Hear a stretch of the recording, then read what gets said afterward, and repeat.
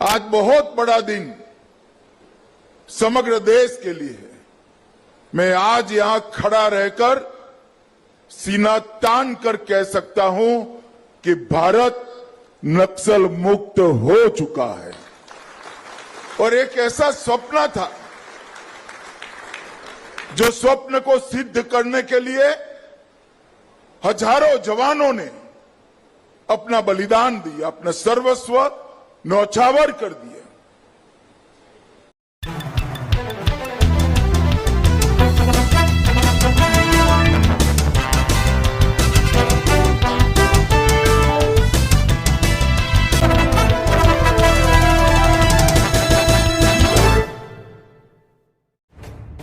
H news के YouTube channel को subscribe करें और बेल आइकन को दबाना ना भूलें ताकि आपको हर नई आने वाली वीडियो का नोटिफिकेशन बर वक्त मिल सके।